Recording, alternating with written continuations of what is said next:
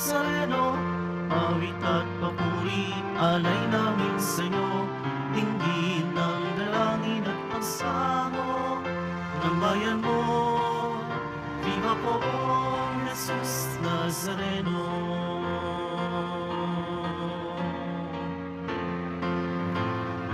Tayo ngayon ay magtipon at sambahin ang poon.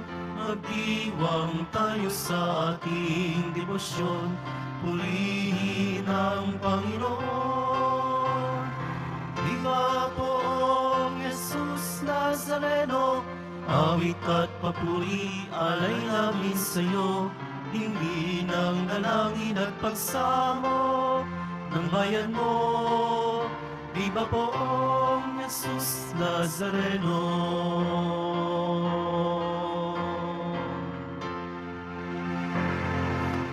Sa ngalan ng Ama at ng Anak at ng Espiritu Santo.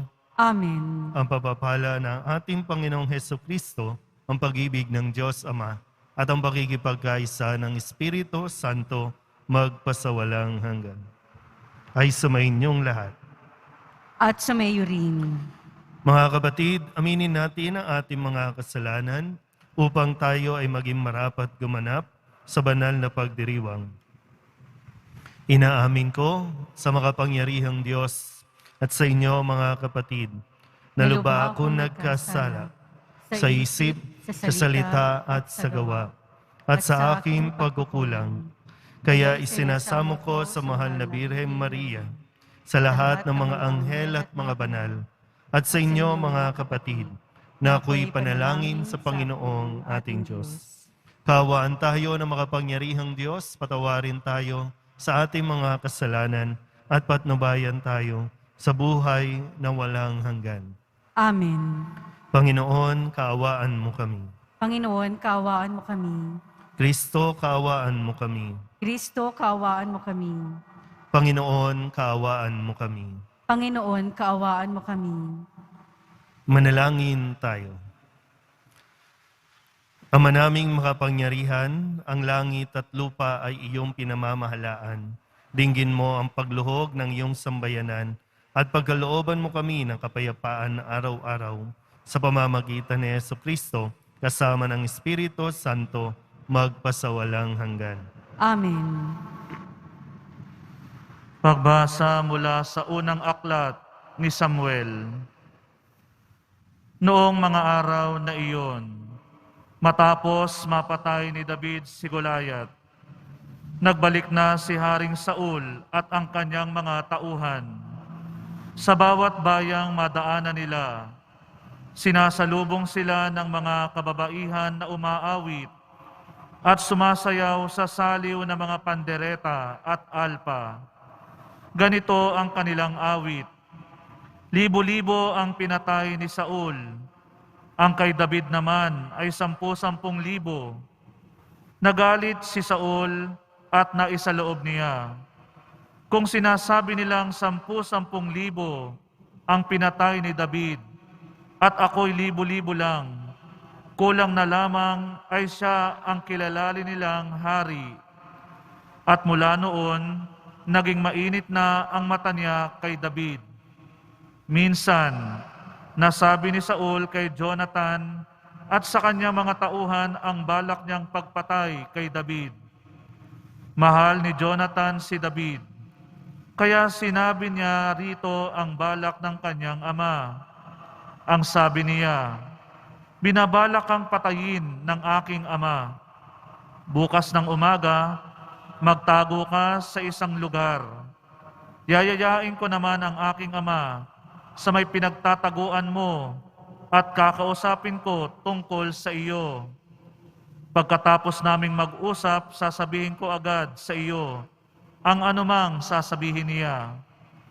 Kinausap nga ni Jonathan ang kanyang ama tungkol kay David. Ama, bakit ibig ninyong patayin si David? Gayong wala namang ginagawang masama sa iyo. Hindi ba't pinakikinabangan ninyo siyang mabuti?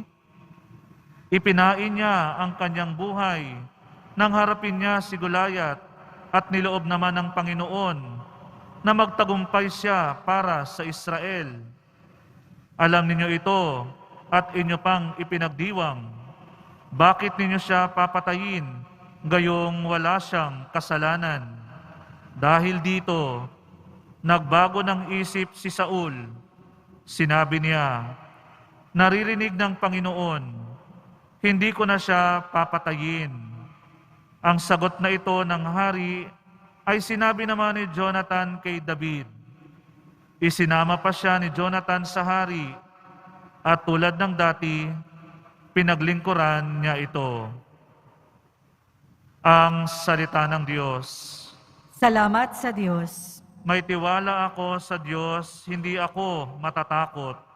May tiwala ako sa Diyos, hindi ako matatakot. Maawa ka, Panginoon, ako'y iyong kahabagan. Lagi akong inuusig, nilulusob ng kaaway. Nilulusob nila ako walang likat maghapunan. O kay rami nila ngayon, sa akin ay lumalaban.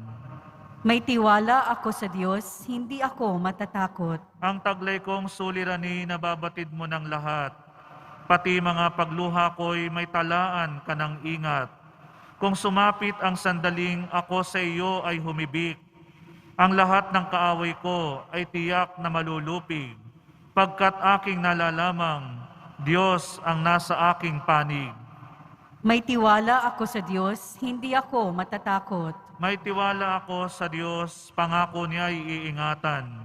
Pupurihin ko ang poon sa pangakong binitiwan. Lubos akong umaasat, may tiwala ako sa Diyos. Kung tao ring katulad ko, hindi ako matatakot. May tiwala ako sa Diyos, hindi ako matatakot. Ang anumang pangako ko'y dadalhin ko sa iyo, O Diyos. Ang hain ng pasalamat ay sa iyo ihahandog, pagkat ako ay iniligtas sa bingit ng kamatayan. Iniligtas mo rin ako sa ganap na katalunan. Ako ngayon ay lalakad sa harapan mo, O Diyos. Nataglay ko ang liwanag na ikaw ang nagdudulot. May tiwala ako sa Diyos, hindi ako matatakot.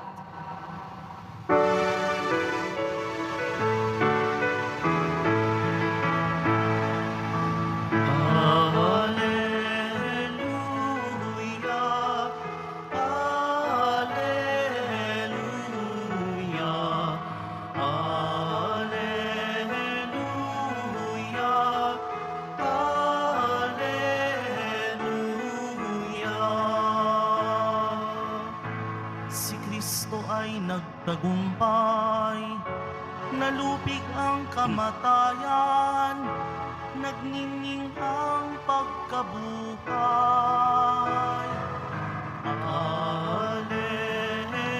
Alleluia, Alleluia,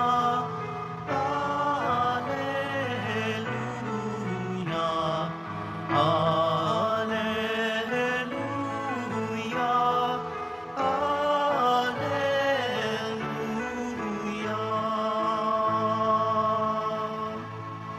Sumainyo ang Panginoon. At sumayo rin. Ang mabuting balita ng Panginoon ayon kay San Marcos. Papuri sa iyo, Panginoon. Noong panahong iyon, umalis si Jesus at ang kanyang mga alagad at nagpunta sa tabi ng lawa. Sinundan siya ng maraming taong buhat sa Galilea.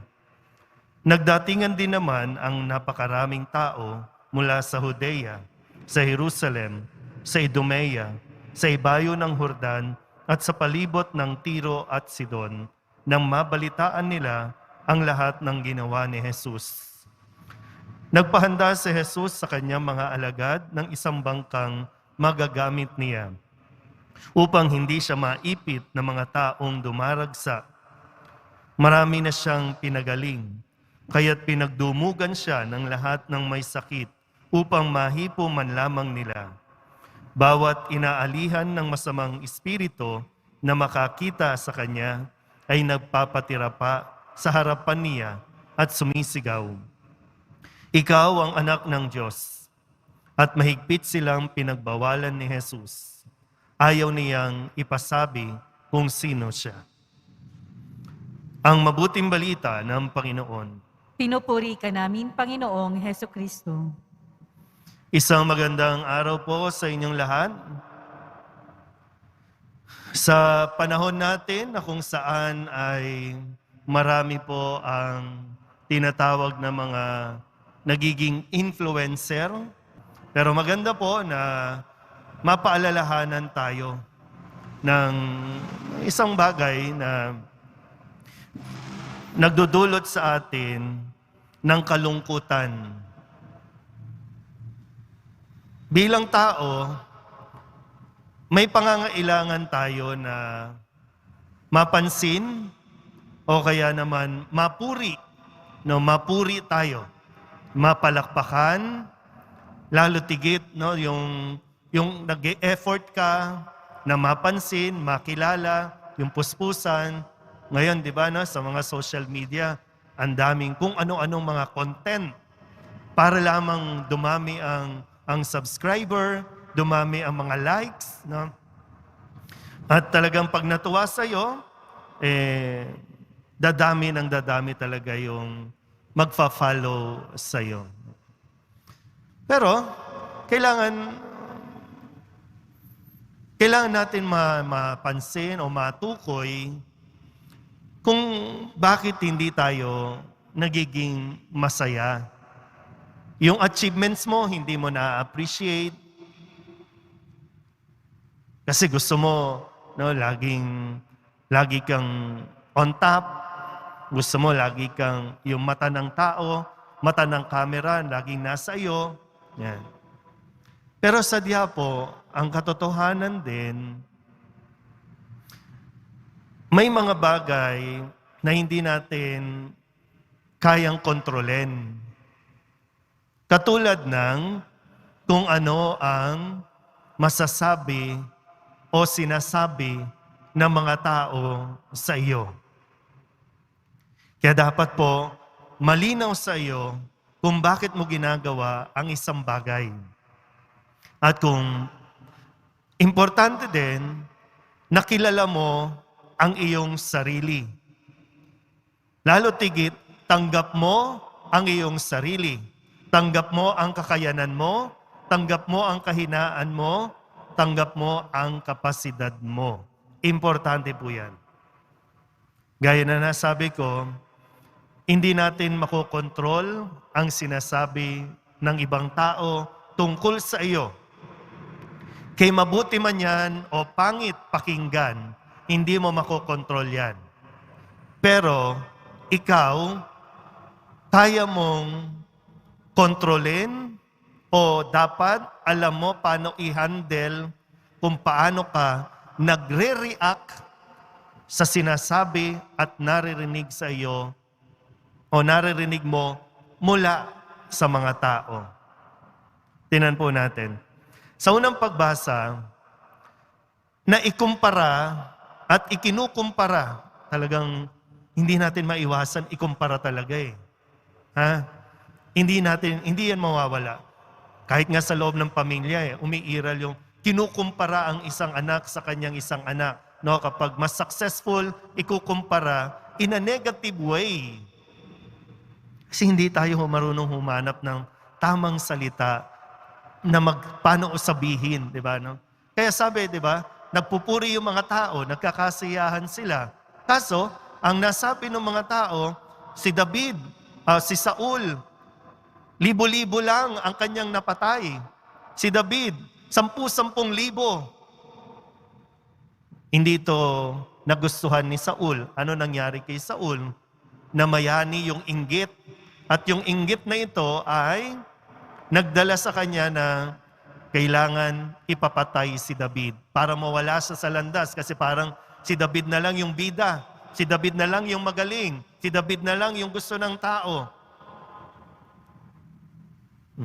Ito yung naging reaksyon ni Saul. Kaya nga sa Ebanghelyo, nung ipinagsisigawan ng mga tao ang pangalan ni Jesus, kung sino siya, lalo pa ng mga masasamang espiritu, na hindi lang basta nakikita sa Jesus, nagpapatira pa sa harapan niya at sumisigaw din. Ano ang isinisigaw? Ikaw ang anak ng Diyos. Pwedeng, wow, ang galing. Di ba? Kasi marami siyang napapagaling. Pero ang sabi ni Jesus, mahigpit silang pinagbawalan at ayaw ipasabi kung sino siya. No? Tayo po ang mayroong kontrol kung paano tayo magre-react sa mga bashers o sa mga likes, sa may mga gusto sa iyo. O pwedeng lumaki ang ulo mo, yumabang ka, o pwede rin namang mas maging mapagpakumbaba ka. Basta kilala mo ang iyong sarili. Alam mo kung sino ka, alam mo kung ano ang kakayanan mo. Magustuhan man niya ng tao o hindi, kailangan mong matanggap yan. Dahil yan yung magdadala din naman sa iyo sa kaligayahan. Yung pagkatapos ng araw, masaya ka pa din.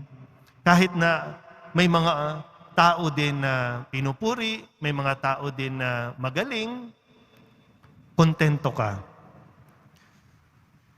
Di ba? Ngayon, talagang sa konteksto din po ng ating pinaghahandaan,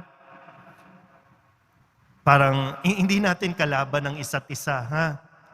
Sana po wag itong umiral. Hindi kalaban ang isa't isa. Kailangan tayong maging masaya at matuwa din tayo sa mga tagumpay ng iba. Dahil kung hindi, pag nagpakain tayo sa inggit, sisirain ito maging ang ating mga relasyon. Amen.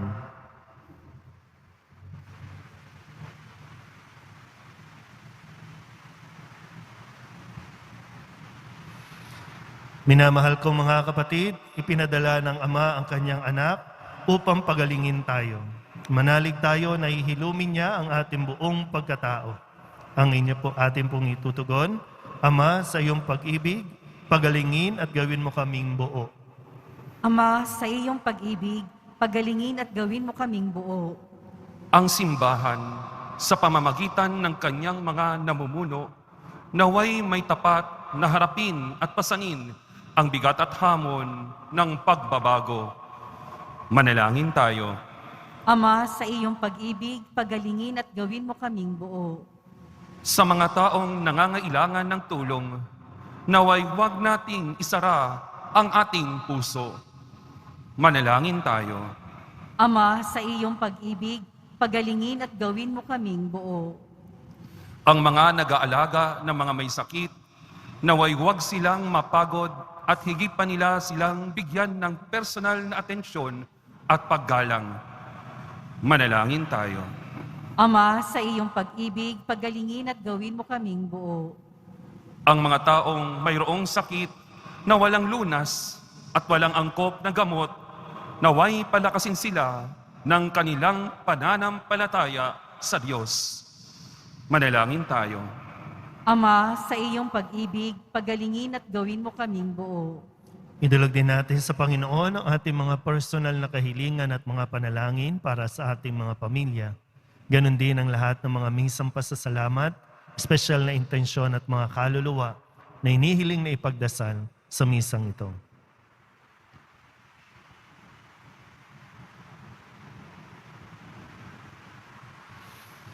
Ang lahat ng ito inihiling namin sa ngalan ni Kristo, aming Panginoon.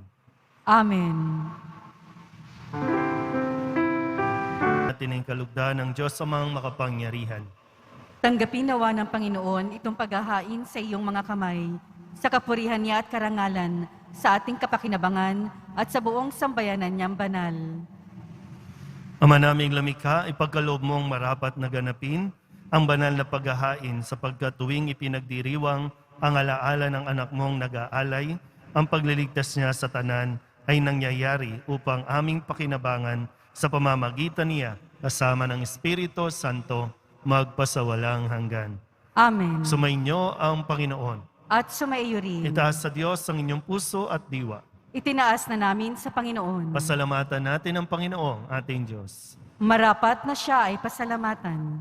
Ama naming makapangyarihan, tunay ngang marapat na ikaw ay aming pasalamatan sa iyong paglingap at kagandahang loob. Ang tao'y nilikha mo at pinangasiwa sa sansinukob. Sa hangad mong siya'y iwastong lubos, siya'y pinagdusa mo sa kanyang pagtalikod. Sa iyong paggiliw, iyong ipinahintulot na makabalik siya sa pamamagitan ni Kristo Jesus. Kaya kaysa ng mga anghel na nagsisiawid ng papuri sa iyo, nang walang humpay sa kalangitan, kami nagbubunyi sa iyong kadakilaan. Santo, Santo, Santo, Panginoong Diyos ng mga hukbo, napupuno ang langit at lupa ng kadakilaan mo, o sana sa kaitaasan. Pinagpalang na paririto sa ngalan ng Panginoon, o sana sa kaitaasan. Ama naming banal, ikaw ang bukal ng tanang kabanalan. Kaya't sa pamamagitan ng iyong Espiritu, gawin mong banal ang kaloob na ito upang para sa aming maging katawan at dugo ng aming Panginoong Hesukristo. Bago niya pinagtiis ang kusang loob na maging handog, hinawakan niya ang tinapay, pinasalamatan kaniya, pinaghati-hati niya iyon, iniabot sa kanyang mga alagad at sinabi, "Tanggapin ninyong lahat ito at kanin, ito ang aking katawan na ihahandog para sa inyo."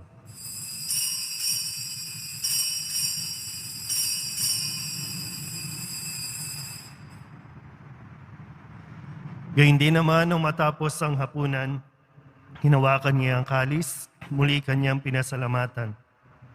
Iniabot niya ang kalis sa kanyang mga alagad at sinabi, "Tanggapin ninyong lahat ito at inumin.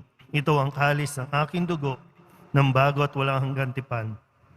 Ang aking dugo na ibubuhos para sa inyo at para sa lahat sa ikapagpapatawad ng mga kasalanan.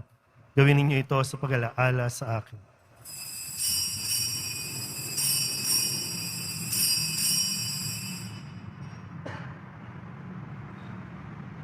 Ipagbunyihin natin ang misteryo ng pananampalataya.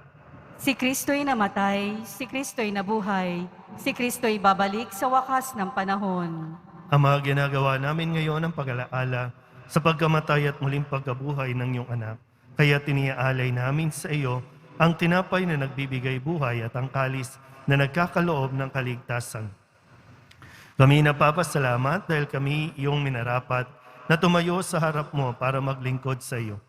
Isinasama namin kami magsasalo-salo sa katawan at dugo ni Kristo ay mabuklod sa pagkakaisa sa pamamagitan ng Espiritu Santo. Ama, lingapin mo ang iyong simbahang laganap sa buong daigdig. Puspusin mo kami sa pag-ibig kaysa ni Francisco na aming Papa at ni Jose na aming Obispo at ng Tanang Kaparian. Alalahanin mo rin ang mga kapatid naming nahimlay na may pag-asang sila'y muling mabubuhay, kaya hindi ng lahat ng mga pumanaw. Kawaan mo sila at patuloyin sa iyong kaliwanagan. Kawaan mo at pagintapatin kaming lahat na makasalo sa iyong buhay na walang wakas. Kaysa ng mahal na Birhen Maria na Ina ng Diyos, ng kabihak ng puso niyang sa San Jose. Kaysa ng mga apostol at ng lahat ng mga banal na namuhay dito sa daigdig ng kalugod-lugod sa iyo. May pagdiwang nawa namin ng papupuri sa ikararangal mo sa pamamagitan ng iyong anak na aming Panginoong Hesukristo. Sa pamamagitan ni Kristo, kasama niya at sa Kanya, ang lahat ng parangal at papuri ay sa iyo, Diyos Amang makapangyarihan, kasama ng Espiritu Santo, magpasawalang hanggan. Amen, amen, amen, amen.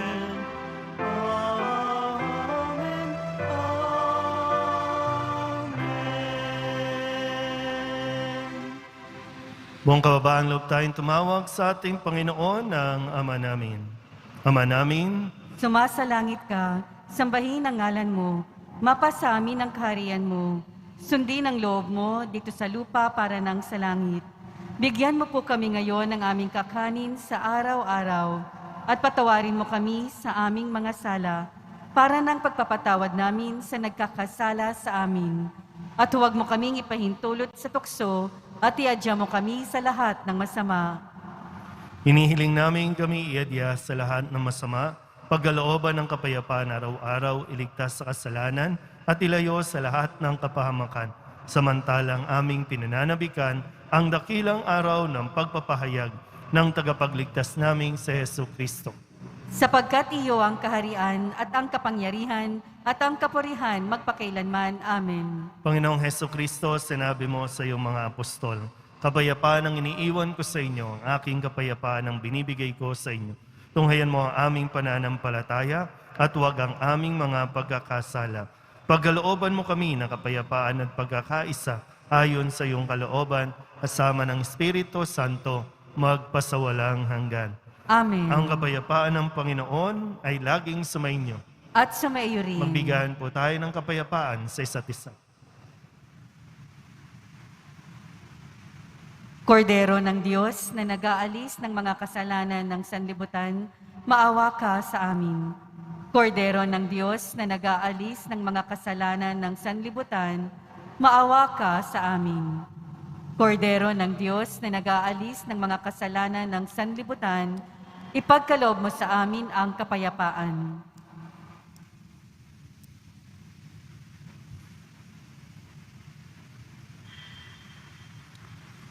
Ito ang kordero ng Diyos. Ito ang nag-aalis ng mga kasalanan ng sanlibutan. Mapalad ang mga inaanyayahan sa kanyang piging. Panginoon, hindi ako karapat-dapat na magpatuloy sa iyo, ngunit sa isang salita mo lamang ay gagaling na ako.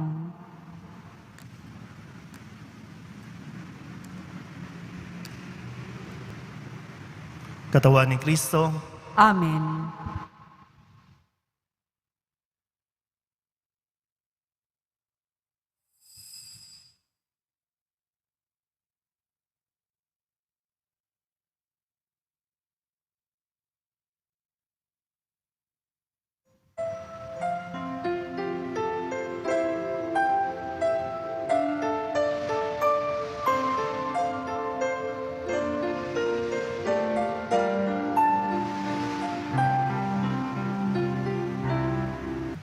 Ama naming mapagmahal, padaluyan mo sa amin ang batis ng Espiritu ng iyong pag-ibig upang kaming pinapagsalo mo sa pagkaing iyong bigay para kami pagbuklurin ay magkaisa sa pananalig sa iyo sa pamamagitan ni Jesucristo kasama ng Espiritu Santo magpasawalang hanggan.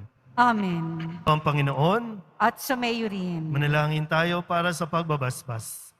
Mahal na po ang Jesus Nazareno, inihayag mo sa pamamagitan ng krus ang walang maliw na pag-ibig ng Diyos sa sangkatauhan. Pakinggan mo ang kahilingan ng iyong angka na nagsusumamo sa iyo. Makamtanawa nila ang iyong katugunan at tanggapin ng kasagutan na may utang na loob na tinatanaw. Basbasan din po ninyo ang mga daladala nilang mga imahin at dasalan. Sa pamamagitan ng bendisyon na ito, naway maalala nila ang mga pangako nila noon sa binyag na ikaw ay kanilang ibigin at paglilingkuran bilang Panginoon magpasawalang hanggan. Amen. At pagpalain kayo ng makapangyarihang Diyos, Ama at Anak, Espiritu Santo, Amen. umayo kayong taglayang kapayapaan ng poong Jesus Nazareno. Salamat sa Diyos. Magandang araw po.